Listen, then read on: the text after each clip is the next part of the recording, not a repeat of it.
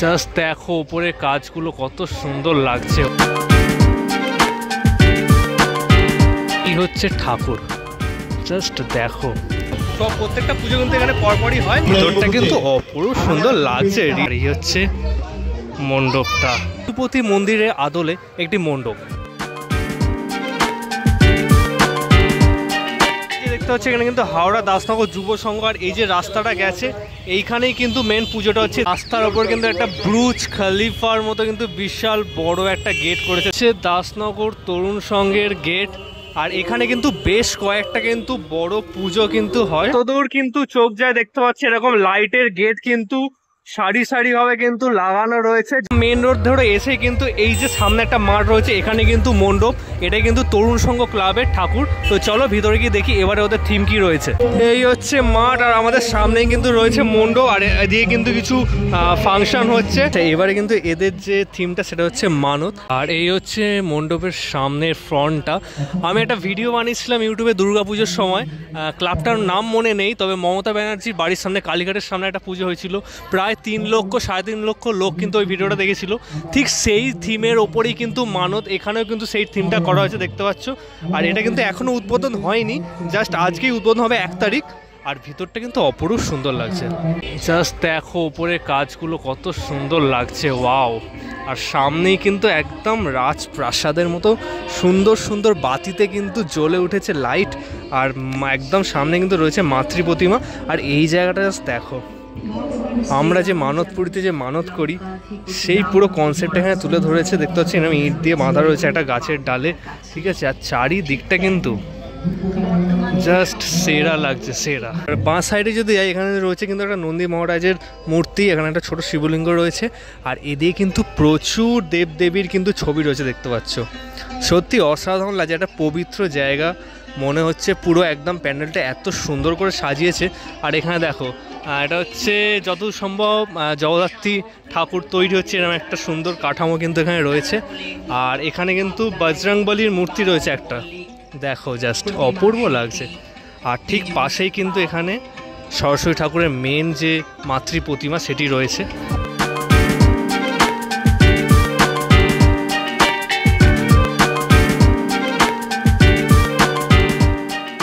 আর মায়ের মুখটা কিন্তু দেখো অপরূপ স্নিগ্ধ লাগছে কিন্তু।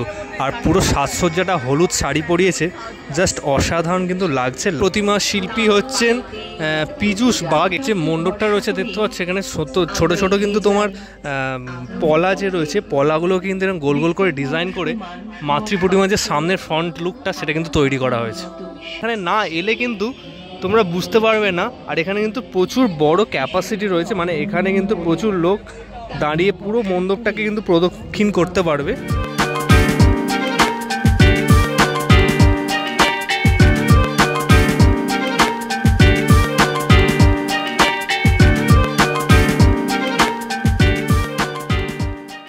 তরুণ সংঘ দেখলাম, তরুণ সংঘ দেখার পর একটুখানি এগিয়ে গেলে কিন্তু এখানে আরেকটা পুজো হয়, সেটা হচ্ছে দাসনগর এভারগ্রিন ক্লাব। আর ওদের কিন্তু এবারের ভাবনা কিন্তু তিরুপতি মন্দিরের আদলে একটি মণ্ডপ। এটা কিন্তু আজকে কমপ্লিট হয়নি, আজকে 1 তারিখ, আর 2 তারিখ কালকে কিন্তু এটা সম্পূর্ণ কমপ্লিট হয়ে যাবে। ওই ভেতরটা তোমাদের একবার দেখাচ্ছি, চলো। এই হচ্ছে মণ্ডপ, পুরো কমপ্লিট হয়ে গেলে এদিক দিয়ে কিন্তু এন্ট্রি হবে, ঠিক আছে। আর এই একদম সামনেই কিন্তু রয়েছে মাতৃ প্রতিমা, উপরে কিন্তু সুন্দর একটা ঝাড় করা হয়েছে। আর এই হচ্ছে ঠাকুর, জাস্ট দেখো ওপরটার কাজটা দেখো, আর নিচে এইখানে ঠাকুরের মুখটা খালি দেখো, অপরূপ সুন্দর কিন্তু লাগছে। এদিকে হাঁসটা দেখো কতটাখানি বড়। আর এই ঠাকুরটা কিন্তু অনেকটা চন্দননগরের জগদ্ধাত্রী পুজো যে হয় সেই স্টাইলে কিন্তু এই মা সরস্বতীকে সাজানো হয়েছে দেখতে পাচ্ছ। এখনও কাজ কিন্তু অনেকটাই বাকি রয়েছে, একটু চুলের কাজ রয়েছে, বাদবাকি কিন্তু পুরোটাই কিন্তু কমপ্লিট হয়ে গেছে। আর ঠাকুরটা কিন্তু বেশ বড়, আর ওপরেও দেখতে পাচ্ছ কিন্তু একটু ফিতে দিয়ে সুন্দর ফুলের কাজ করা হয়েছে।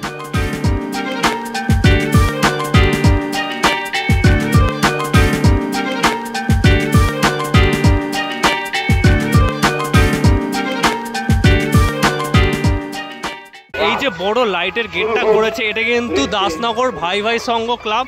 আর এই দিক দিয়ে কিন্তু যাচ্ছে জাগরণ সংঘ, রাস্তা দিয়ে কিন্তু লাইটগুলো সত্যি হেভি লাগছে, মনে হচ্ছে যেন দুর্গাপুজো আবার চলে এসছে। এই মণ্ডপটা কিন্তু করেছে ভাই ভাই মিলন সংঘ, এখানে কিন্তু ক্লাবের নাম লেখা রয়েছে।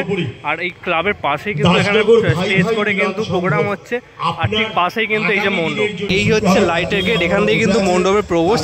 তো চলো ভেতরে যাই।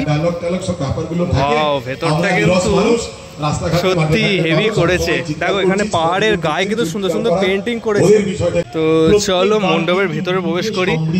এখানে কিন্তু পাহাড়ের কনসেপ্টে কিন্তু করেছে মন্দিরটা, ভিতরটা কিন্তু অপূর্ব সুন্দর লাগছে রিয়েলি। ওয়াও, পুরো জায়গাটা কিন্তু নীল লাইট দিয়ে সাজিয়েছে। আর সামনে কিন্তু এখানে রয়েছে নন্দী মহারাজের একটা বিশাল বড় কিন্তু স্ট্রাকচার। আর একদম সামনে কিন্তু মা সরস্বতীর মন্দির রয়েছে, এখনো বাঁদিকে ঢুকতে হবে, তার আগে কিন্তু এখানে একটা শিব মন্দির রয়েছে, দেখো কত সুন্দর। আর এদিক দিয়ে কিন্তু বাঁদিকে কিন্তু মেন মণ্ডপ আর মা সরস্বতীর মূর্তির সামনে রয়েছে বিশাল বড় একটা প্রদীপ জ্বালানো হয়েছে।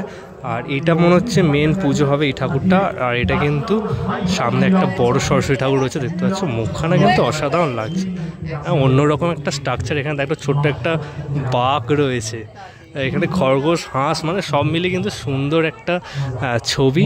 আর পিছনে মনে হচ্ছে ভগবান ব্রহ্মা রয়েছে।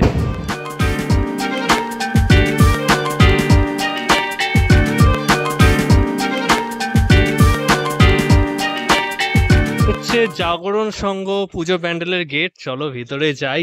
আর পুরো এটা কিন্তু একটা সরু স্পেসের ওপর রয়েছে, বাট ওপরে কিন্তু এরকম সুন্দর সুন্দর লাইট লাগানো হয়েছে। দেখো ওরম পরপর কিন্তু ওপরে এরকম মা দুর্গা ঠাকুরের লাইটের ওপর চোখ করা হয়েছে, দেখতে পাচ্ছ পুরো রাস্তা জুড়ে। আর সামনে কিন্তু মাতৃ প্রতিমা রয়েছে। এই দূর থেকে লক্ষ্য করছি যে মনে হচ্ছে না একদম সামনেই কিন্তু ঠাকুরটা রয়েছে, কিন্তু সেটা না, এটা কিন্তু স্টেজ করা রয়েছে। আসল মণ্ডপ কিন্তু ডান দিকে, এই হচ্ছে মণ্ডপ। আর এইখানে কিন্তু আমি এক্স্যাক্টলি এই ছবিটা দেখে পেয়েছিলাম ঠাকুর। আর দেখো সামনে একটা সুন্দর বড় হাতি করা রয়েছে, এটা কিন্তু ওই কঞ্চি বেত দিয়ে করা। আর সামনে কিন্তু দেখো একটা বুল, বাবা একটা বড় গাড়ি দেখো। আর এদিকে কাজগুলো জাস্ট দেখো, পুরো একদম নিখুঁত কাজের ওপর কিন্তু করা। আর পুরো মণ্ডপটা কিন্তু সত্যি অসাধারণ লাগছে, বাবা প্রচুর স্পেসিয়াসও কিন্তু রয়েছে পুরো মণ্ডপটাই কিন্তু। আর মাঝখানে স্ট্রাকচারটা কিন্তু রাখা। আর চলো মণ্ডপের ভেতরটা দেখি। ওয়াও, এখানে কিন্তু সুন্দর এরকম ঘন্টার মতো এই আর এরকম হ্যারিকেনের মতো করা রয়েছে। আর এই হচ্ছে মণ্ডপটা, জাস্ট দেখো। আর সামনে কিন্তু রয়েছে আমাদের সবার ফেমাস শ্রদ্ধেয় টাটা, রতন টাটার একটা ছবি। বাদিক দিয়ে গিয়েই কিন্তু সামনে ঠাকুরটা। ওয়াও, এই ঠাকুরটা কিন্তু ডিফারেন্ট পুরো, দেখো জাস্ট দেখো, প্রচুর ডিফারেন্ট কিন্তু ঠাকুরটা করেছে। দেখতে পাচ্ছ সুন্দর একটা জগন্নাথ ঠাকুরের কিন্তু মূর্তি করা হয়েছে। আর এই সাইডটা কিন্তু ভগবান কৃষ্ণের মূর্তি, আর মাঝখানে কিন্তু মা সরস্বতীর একটা অপরূপ সুন্দর মূর্তি। জাস্ট দেখো কাজগুলো, দেখো শাড়ির কাজটা খালি দেখো কতটা সুন্দর, ইয়েলো শাড়ির ওপর অভ্রদি কত সুন্দর কাজ রয়েছে। আর দুপাশে কিন্তু দুটো সুন্দর হাঁস রয়েছে। আর ওপরটা কিন্তু ঘন্টা দিয়ে সাজানো হয়েছে, দেখতে পাচ্ছ।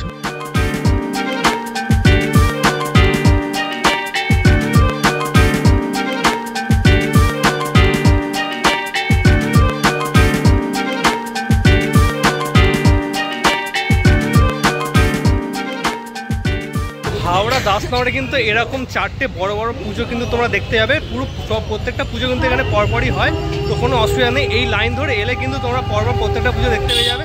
আর এখানে ঠাকুরগুলো মণ্ডপগুলো থাকবে আই থিঙ্ক 5 তারিখ অবধি, ঠিক আছে? আজকে তো 1 তারিখ, এখনও প্রচুর 3-4 দিন সময় আছে। তোমরা এখানে এসে মাস্ট ভিজিট করে যাও, প্রচুর সুন্দর সুন্দর প্যান্ডেল কিন্তু এবারে হাওড়া দাসনগরে কিন্তু করেছে। তো এই ছিল 2025 হাওড়া দাসনগরের এবারে প্যান্ডেল কী কী করেছে। তো ভিডিওটা কেমন লাগলো অবশ্যই জানিয়ে, এবং দেখতে থাকো এক্সপ্লোর উইথ সৌরভ।